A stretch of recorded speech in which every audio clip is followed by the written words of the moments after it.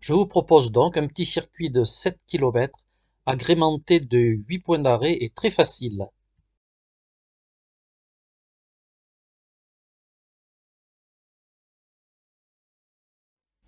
En 1857, le chemin de fer arrive à Razac. À cette époque, il n'y avait pas encore de lavoir municipal et les femmes allaient laver le linge à la rivière. Cet ouvrage a été fait pour permettre aux lavandières d'accéder à l'île. Les culées sont en pierre calcaire et le tablier en béton armé coffré, dont on distingue encore les planches de coffrage. Il est soumis par EFRA SNCF à des visites biennales sommaires et quinquennales approfondies.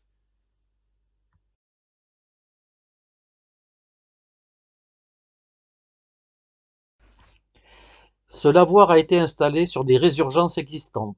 Certains documents parlent de 1895, d'autres de 1900.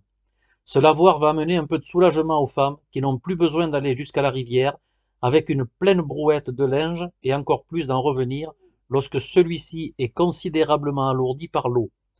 En 1904, il va recevoir sa couverture de tôle grâce à un legs de M. Decoux-Lapeyrière. Plus tard, il sera transféré de l'autre côté de la route, puis il reviendra à son emplacement actuel. Il servira jusque dans les années 70. Personnellement, je me rappelle avoir accompagné ma mère qui venait laver son linge ici pendant que je jouais avec un petit bateau.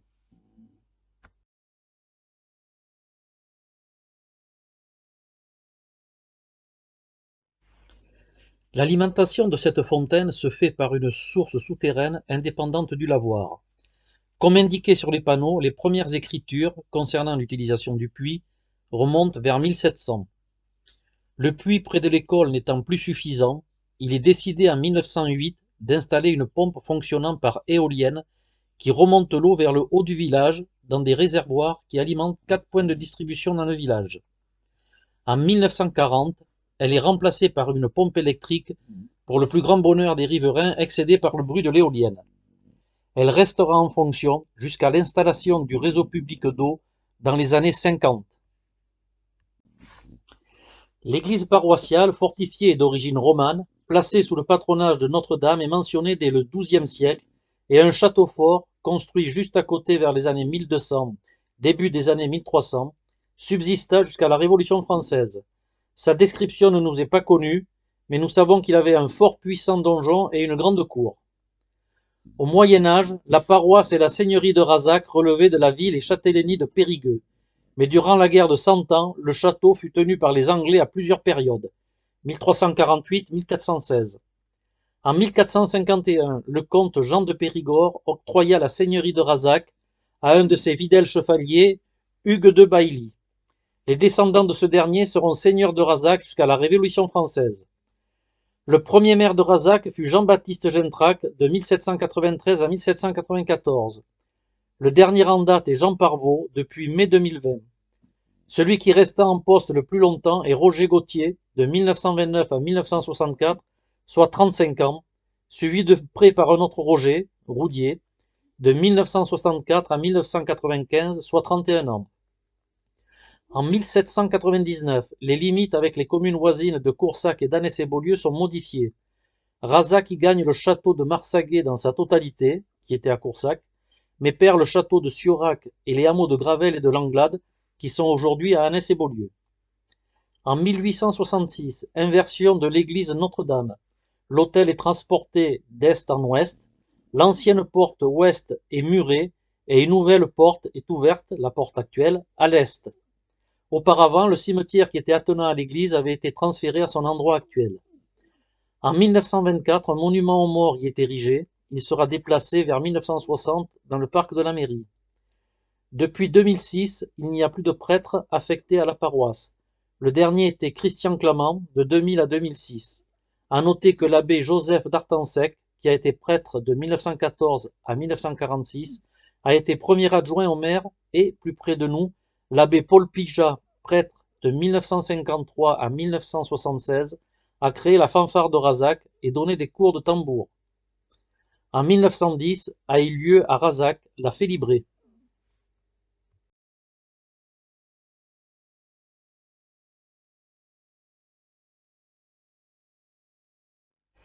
Qui est cet homme dont le médaillon orne l'église?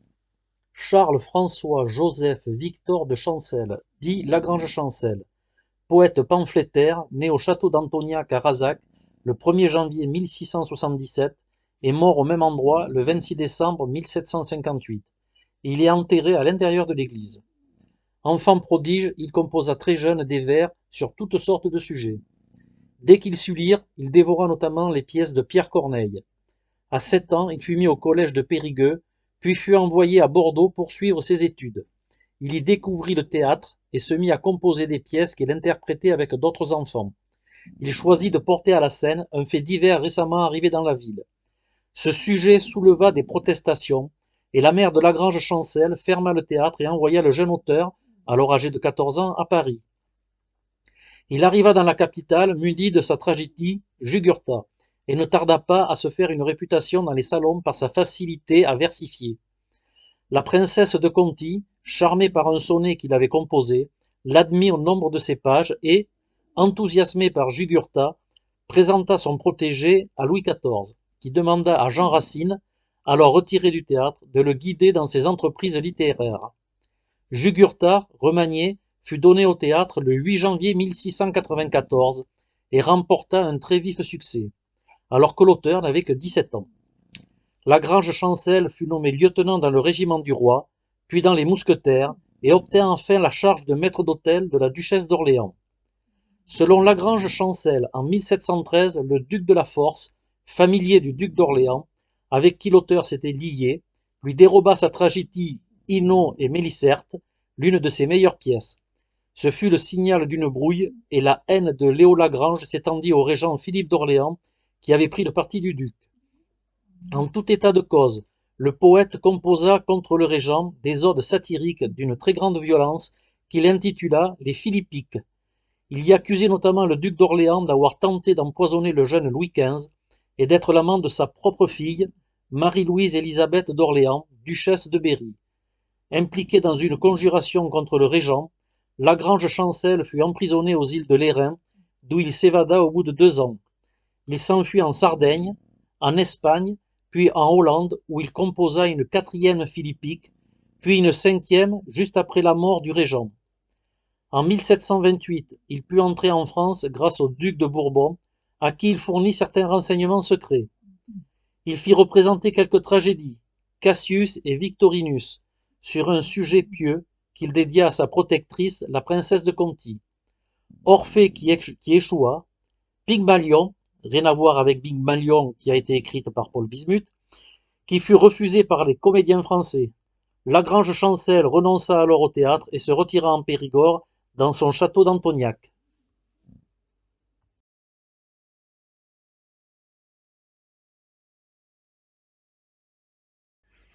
En 1880, il a été décidé de construire une école de garçons en bas de ce qui est actuellement le jardin public. En 1884, à proximité de cette école, un puits est creusé pour son alimentation en eau ainsi que pour une partie du village. Une pompe y sera installée en 1901.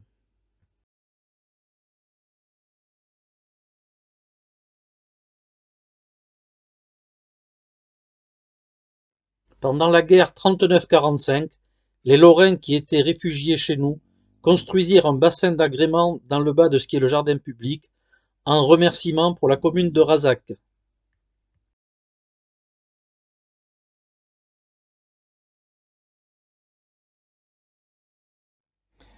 Lors de l'inauguration de la ligne Coutras-Périgueux, le train s'est arrêté pour la première fois à Razac-sur-l'Isle le 20 juillet 1857 à 9h45 environ. Il n'y avait qu'une seule voie et les trains ne pouvaient se croiser qu'à Saint-Astier où il y avait 2 voies. La gare de Razac accueillait voyageurs et marchandises, bâtiment conservé sur le parking. Elle appartenait à la compagnie ferroviaire du PO, le Paris-Orléans, puis à la SNCF à partir du 1er janvier 1938. Aujourd'hui, ce n'est plus une gare, mais une halte. Les études avaient débuté en 1853 par des concertations avec des représentants de la commune, et il avait été décidé de longer la route impériale, ce qui est aujourd'hui la RD 6089, pour les 3 km de ligne. L'emplacement de la gare et des différentes barrières est également déterminé lors des concertations. Les barrières avec leurs logements seront situées au Moulineau, à côté de la gare et à la Coutissie. Un chemin sera alors aménagé le long de cette voie pour l'acheminement des matériaux. Ce sont des transporteurs locaux qui seront sollicités pour ce travail. Ce chemin sera cédé à la commune et deviendra les routes de La Porte, Le Gardou, La Coutissie et Roger Barnalier. La création de ces chemins va entraîner la construction de nombreuses maisons. Des passages pour l'écoulement des eaux seront aménagés. La gare a été construite en partie avec des pierres de l'ancien château désaffecté. La cour de la gare a été cédée à la commune.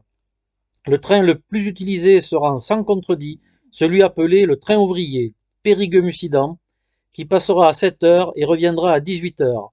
Il amènera à Périgueux les ouvriers et les écoliers. Il existe toujours, mais est moins utilisé. Le premier chef de gare s'appelait Pierre Navarre. La deuxième voie a été mise en place beaucoup plus tard. Problème de l'accès au lavoir municipal et la distribution de l'eau de la fontaine. Les habitants du Gardou et de la Plaine n'ont plus d'accès direct à ces points d'eau et ce n'est pas facile avec des brouettes ou récipients divers.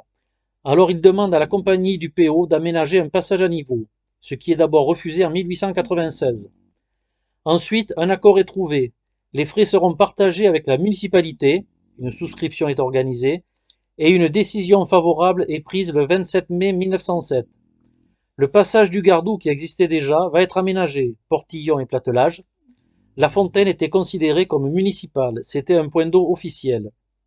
En conclusion, l'arrivée du train à Razac a été un vrai bouleversement pour la vie du bas de la cité. La construction des nouvelles maisons sur les chemins créés a augmenté la population d'une centaine de personnes au fil des ans. Vous pouvez voir qu'aujourd'hui tout l'espace de la gare a été aménagé pour l'arrivée en juillet 2022 de la navette ferroviaire de Mussidan à Niversac. La source des Moulineaux est le point de départ de notre alimentation en eau potable. Il est alimenté par des résurgences souterraines. L'abîme est profond d'une dizaine de mètres et possède un déversoir qui part dans la rivière, pouvant avoir un débit de 500 m3/h l'été à 8000 m3/h l'hiver. Sa couleur provient d'un phénomène naturel dû aux filtrations des rayons lumineux sur une eau très pure, de différentes origines rocheuses, de micro-organismes présents dans l'eau. Deux grandes pompes puisent l'eau de la source vers l'usine de traitement des Moulineaux. L'eau est ensuite décantée, traitée et filtrée par l'intermédiaire de charbon de chlore et d'une filtration par sable pour ensuite être stockée dans une citerne à l'arrière de l'usine. Ce sont entre 7000 et 10 000 m3 par jour qui sont produits et traités avant d'être envoyés vers trois grands services, des sortes de sous-stations, par l'intermédiaire des pompes se trouvant au sous-sol de l'usine. Pour faire simple, le bas service alimente la vallée de l'île de Chamiers à Saint-Astier. Le moyen service peut alimenter, grâce à une reprise se trouvant au Fieux, commune d'Annecy-Beaulieu, des communes allant jusqu'à Valeuil et Bourdeil. Le haut service, grâce à une reprise à Bellécou sur les hauteurs de Razac, distribue l'eau sur Coulounier, Coursac, Manzac, Grignol, Jors, Bourroux, Vallereuil, Villamblard, Saint-Même-de-Pérérol et s'arrête à Vers. Avec la source du Boulidour sur la commune de Lille et du forage de Château-l'Évêque, ce sont 29 communes du syndicat qui sont alimentées en eau potable.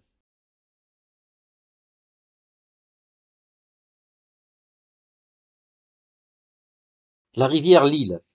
Lille, indissociable du nom de notre commune, prend sa source dans le Massif central, département de la Haute-Vienne, à l'ouest du hameau de Rongeras, commune de Janaillac, en Nouvelle-Aquitaine.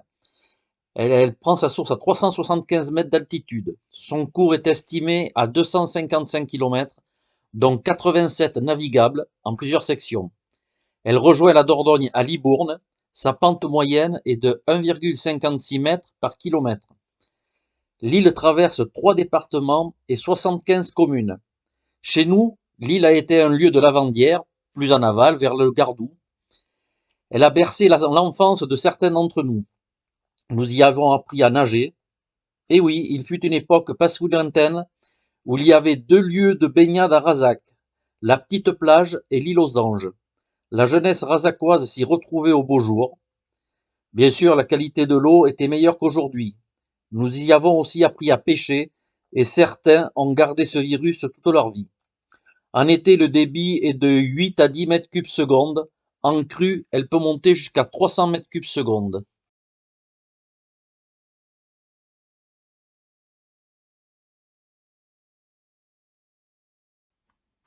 Notre terroir. Razac n'est pas vraiment un terroir de grand cru. En Dordogne, le secteur du Bergeracois est plus propice à cette culture.